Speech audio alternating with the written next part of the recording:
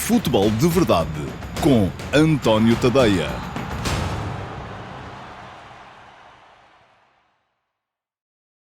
Olá a todos e sejam muito bem-vindos ao Futebol de Verdade Flash para o Moreirense 0, Sporting 2. 35 minutos de grande nível e um resto de jogo de gestão pura, com substituições estranhamente tardias de Ruben Amorim, chegaram ao Sporting para passar no difícil estádio de Moreira de Cónegos e para impedir a equipa da casa de sequer chegar uma só vez com perigo próximo da baliza de Adam.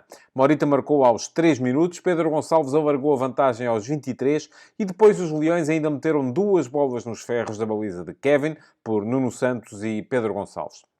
Acabaram com 17 remates contra 5 e impediram o adversário até de enquadrar um só esforço entre os postes da sua baliza, levando com grande naturalidade os 3 pontos para casa.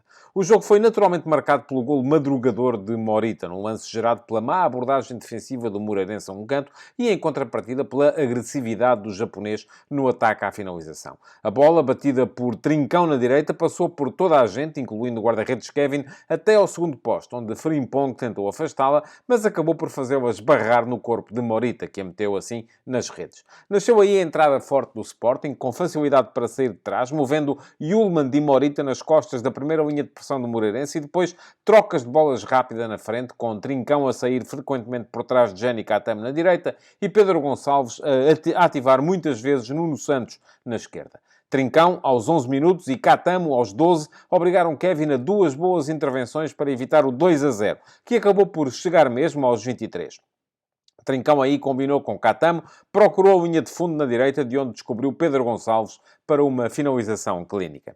O terceiro golo do Sporting, que acabaria com o jogo, chegou a pairar sobre o estádio, mas nunca chegou. Ao minuto 32, primeiro foi Gyökeres a bater Marcelo antes de chutar para um corte oportuno de Diniz para canto. E na bola parada, Coates perdeu uma bela oportunidade já na pequena área, sem conseguir sequer finalizar. Nuno Santos, na ressaca, tirou mais uma vez uma boa defesa a Kevin para o poste. O Moreirense não chegava sequer à frente. Maddison fez o primeiro remate da equipa da casa aos 43 minutos, mas de fora da área e muito sobre a barra. E a equipa de Rui Borges fechou o primeiro tempo com apenas uma ação na área contrária contra 24 dos Leões. O facto de não ter entrado o terceiro golo, contudo, deixou o jogo em aberto para a segunda parte e encorajou o Moreirense a mudar os seus comportamentos. Nessa altura, a equipa da casa tentou ligar mais jogo desde trás e subir o seu bloco para fazer pressão. As maiores ocasiões de golo, contudo, continuaram a pertencer aos Leões. Pedro Gonçalves acertou no poste, aos 47 minutos. Jani Katam, numa das suas muitas diagonais da direita para o meio, fez subir demasiado o remate, quando estava em boa posição, aos 53, e, depois de um arranque de segunda parte mais partido, com espaço para buscar a profundidade de uma forma mais célere, os Leões acalmaram o ritmo do jogo com bola e limitaram-se a controlar.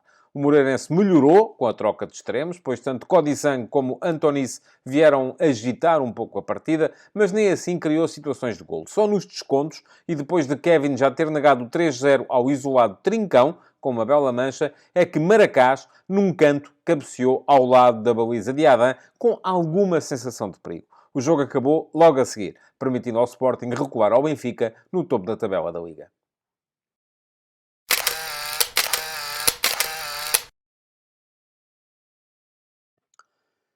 E passemos então à fotografia tática de uma partida entre duas equipas de identidade muito forte, duas equipas que raramente abdicam da sua forma de jogar. Rui Borges, no Moreirense, fez duas alterações à equipa que tinha ganho por 1-0 ao Grupo Desportivo de Chaves na última jornada da Liga. Trocou o centrocampista Ofori por Ismael e mais à frente fez regressar João Camacho, que tinha faltado esse jogo com os Chaves por estar castigado, substituindo Antonice. Sendo assim, o Moreirense apareceu no seu habitual 4-2-3-1, com Kevin entre os postos.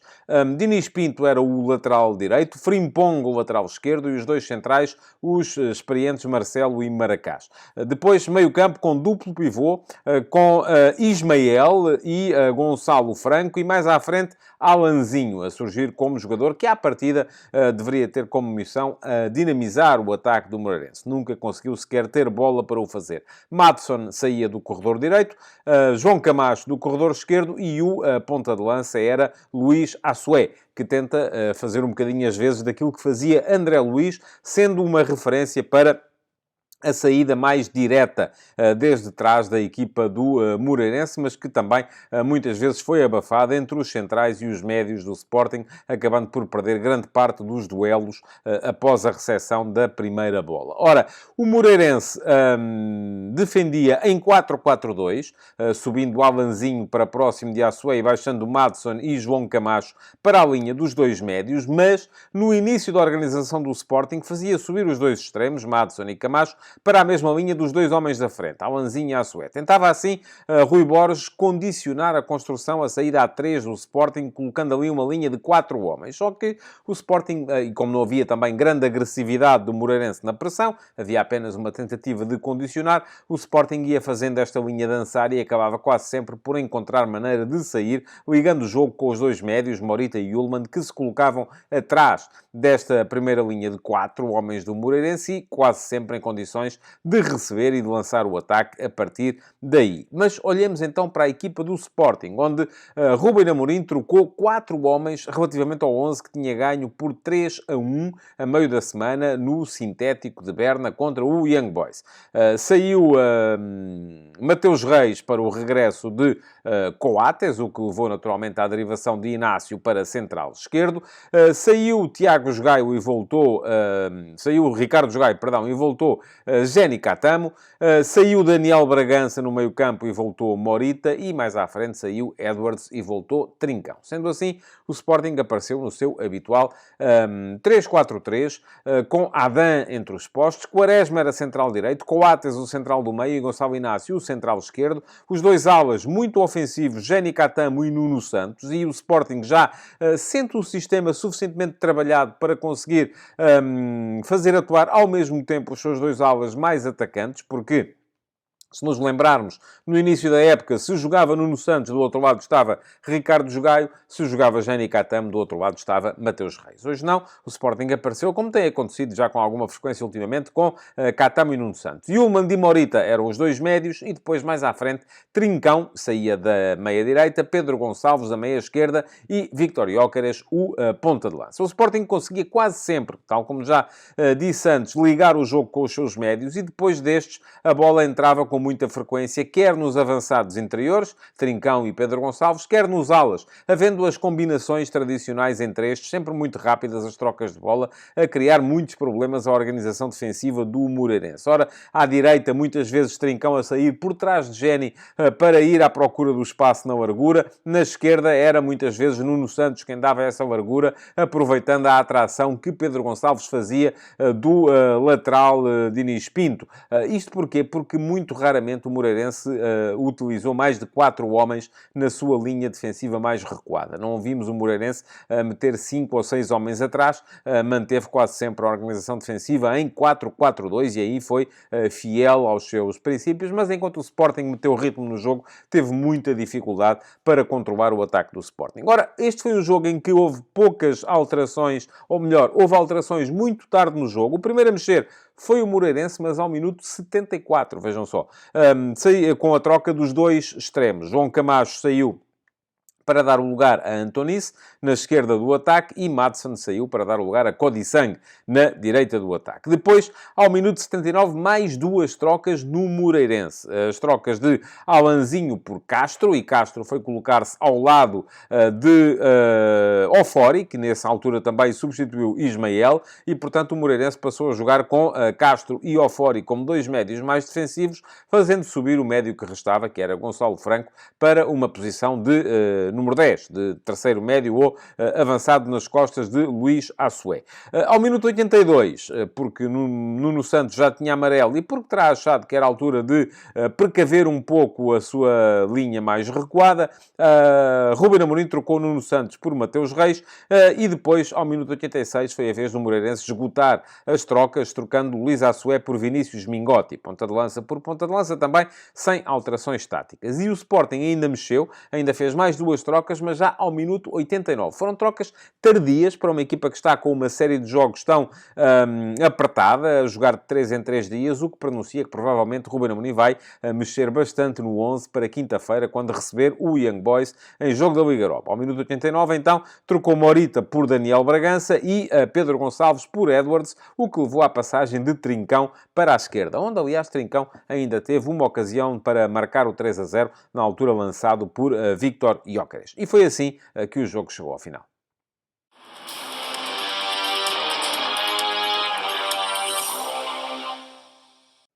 Cinco defesas, algumas delas de grau de dificuldade elevado, acabaram por valer a Kevin o papel de melhor jogador da equipa do Moreirense, apesar de me ter parecido que o guarda-redes não fez tudo aquilo que estaria ao seu alcance, por exemplo, no lance do primeiro golo do Sporting, em que deixou que a bola o sobrevoasse. Além disso, na equipa do Moreirense destaca ainda para as exibições esforçadas na tentativa de controlar Gyökeres, ganhando uns lances, perdendo outros, de Marcelo e Maracás, e ainda para as boas entradas de Antoníssi e Codissan, que foram os dois jogadores que mais agitaram o futebol do Moreirense em termos ofensivos, embora tenham entrado apenas a um quarto de hora do final. Mas os melhores jogadores da partida estiveram muito, naturalmente, do outro lado. Olhando para a equipa do Sporting, dá para dizer que dos três de trás o melhor foi Eduardo Quaresma, porque o Gonçalo Inácio perdeu mais passos do que é habitual. Parece ser um jogador hoje menos concentrado, com alguma dificuldade para manter a intensidade a top, sobretudo mental, mas Quaresma não. Algumas arrancadas interessantes, alguns cortes muito bons e, sobretudo, uma belíssima capacidade de passe a assegurar que a equipa conseguia sair com qualidade desde trás. Estiveram bem os dois alas, Catamo e Nuno Santos, alternando momentos de maior atividade, ora um, ora o outro, tal como estiveram bem Trincão e Pedro Gonçalves, sobretudo naquele arranque de jogo em que o Sporting esteve claramente por cima do jogo. E nessa altura, em que o Sporting marcou a sua superioridade, apareceram a grande nível também os dois médios, Yulman e Morita, sempre mostrando-se aos três de trás para receber a bola em início da organização, sempre conseguindo levar a equipa para a frente através de fortíssimas recepções orientadas e de uma distribuição muito criteriosa. Parece-me que foram, até na ausência de grande influência por parte de Gyökeres, que se conseguiu escapar com algumas vezes aos dois centrais, mas nunca para ser absolutamente decisivo, parece-me que foram os dois médios os melhores jogadores do Sporting na partida. A ter de eleger um herói da partida, acabo por escolher Morten Hjulmand. Parece-me que foi o mais forte dos jogadores do Sporting no jogo de hoje.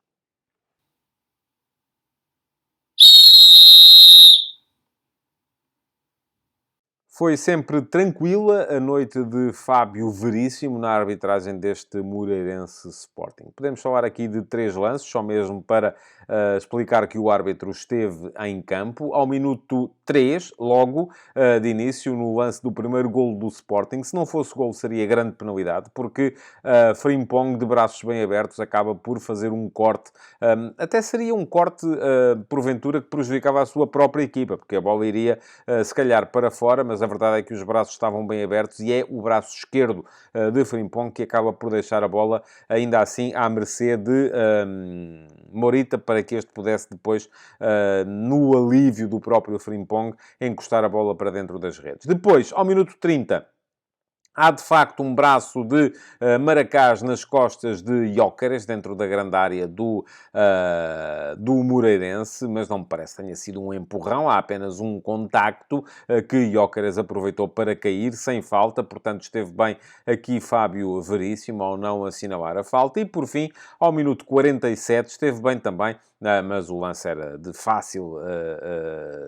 era fácil de perceber, na anulação ao golo de Trincão, que estava em posição de fora de jogo no momento em que Pedro Gonçalves rematou ao poste. Se a bola de Pedro Gonçalves tivesse entrado, seria golo, porque não havia nenhuma influência de Trincão no lance, mas como a bola de Pedro Gonçalves foi ao poste, ressaltou para o outro lado, onde Trincão aproveitou para a introduzir dentro das redes de Kevin. Aí sim, seria forçosamente fora de jogo, como foi assinalado a Trincão no ataque do Sporting. Por fim, para vos falar apenas do capítulo disciplinar, mostrou um cartão amarelo em toda a partida a Nuno Santos, por causa de um braço na cara de um adversário. Parece-me que podia tê-lo evitado e podia ter chegado ao final do jogo com folha limpa, porque lances como aquele houve mais 2 ou 3 e bem, porque o jogo esteve sempre controlado e os jogadores foram sempre corretos, optou sempre por não mostrar. Naquele caso, sacou do cartão e acabou por ter que fazer a menção no relatório a um cartão amarelo num jogo que teria passado bem sem ter qualquer admoestação disciplinar.